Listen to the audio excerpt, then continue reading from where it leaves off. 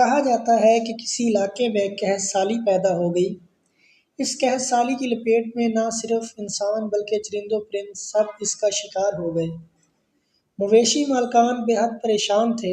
اس دوران ایک مسجد کے مولوی نے جمعے کے خطبے میں نہایت یقین کے ساتھ یہ بات بتائی کہ اللہ کا نام لے کر یعنی بسم اللہ پڑھ کر دریا کو حکم دیا جائے تو وہ بھی نافرمانی نہیں کرتا۔ خطبہ سننے والوں میں ایک چرواہا بھی موجود تھا۔ مولوی کی یہ بات اس کے دل میں اتر گئی اور اس بات پر اس کا یقین کامل ہو گیا۔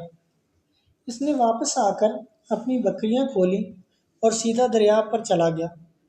اونچی آواز سے بسم اللہ الرحمن الرحیم پڑھا اور دریا کو کہا وہ اپنی بکریاں چروانے کے لیے دوسرے پار جانا چاہتا ہے، اور اسے کہا کہ مجھے اپنے اوپر سے گزرنے دے۔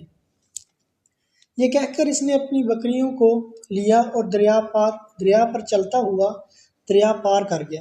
دریا کی دوسری طرف کا علاقہ گھاس سے بھرا پڑا تھا۔ درختوں کے پتے بھی سلامت تھے کیونکہ کسی کو یہاں تک آنے کی رسائی نہیں تھی۔ اس نے خوب اچھی طرح اپنی بکریوں کو سیر کروایا، مطلب پیٹ بھر کھلایا اور واپس لوٹ آیا۔ پھر یہ اس کا معمول بن گیا کہ وہ بکریاں پار چھوڑ کر واپس آ جاتا اور شام کو جا کر بکریاں واپس لے آتا۔ اس کی بکریوں کا وزن دگنا چگنا ہو گیا۔ لوگ چونک گئے اور اس سے پوچھا کہ وہ اپنی بکریوں کو کیا کھلاتا ہے۔ وہ سیدھا سادہ اور صاف دل نوجوان تھا۔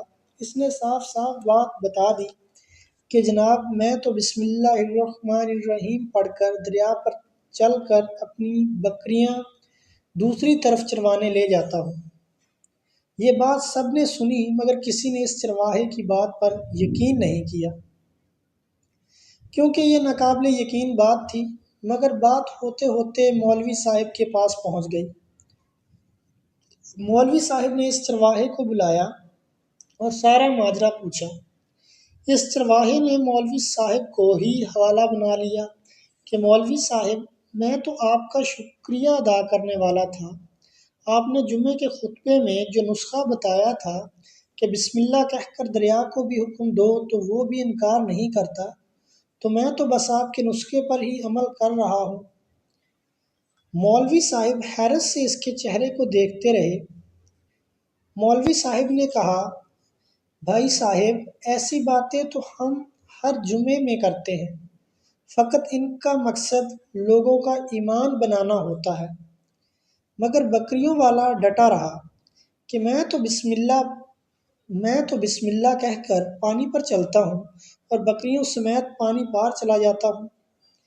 آخرکار مولوی صاحب نے صبح خود پہ تجربہ کرنے کی ٹھانی، جسے دیکھنے چرواہا بھی آیا۔ چرواہے سمیت پورا علاقہ بھی آ گیا۔ مجمع زیادہ تھا۔ مولوی صاحب نے ایک دو بار سوچا کہ انکار کر دوں کہ کہیں ڈوب نہ جاؤں، مگر وہ جب مولوی صاحب کو کندھوں پر اٹھا کر لائے تھے اب بھی جوش و خروش سے اللہ اکبر کے نعرے لگا رہے تھے اور مولوی صاحب کے حق میں تعریفیں کر رہے تھے۔ آخرکار مولوی صاحب نے اپنے ڈر کو دور کرنے کے لیے ایک رسا منگوایا۔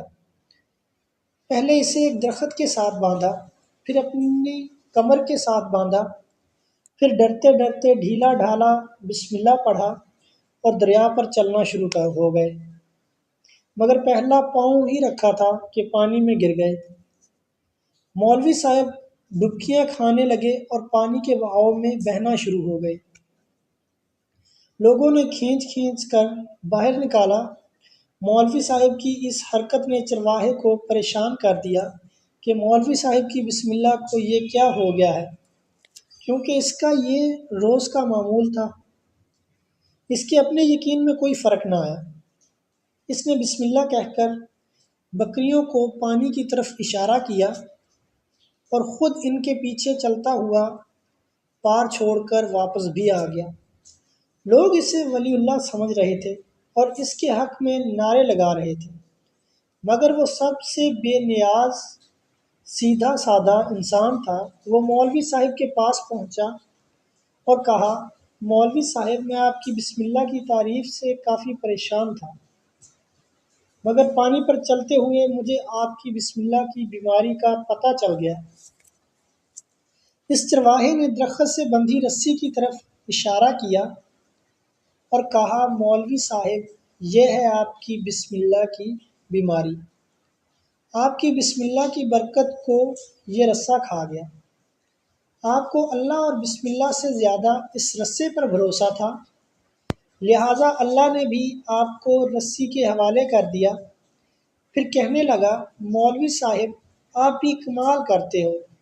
میں نے آپ کے منہ سے سنا اور یقین کر لیا، اور میرے اللہ نے میرے یقین کی لاج رکھ لی، مگر آپ نے اللہ کا کلام سنا مگر یقین نہیں کیا، لہٰذا آپ کو اللہ نے رسوا کر دیا۔ محترم عزیز دوستو، یہی کچھ ہمارا حال ہے۔ ہماری نمازوں اور دعاؤں کا حال بھی یقین سے خالی ہے۔ آج کی ویڈیو یہیں پہ ختم کرتے ہیں۔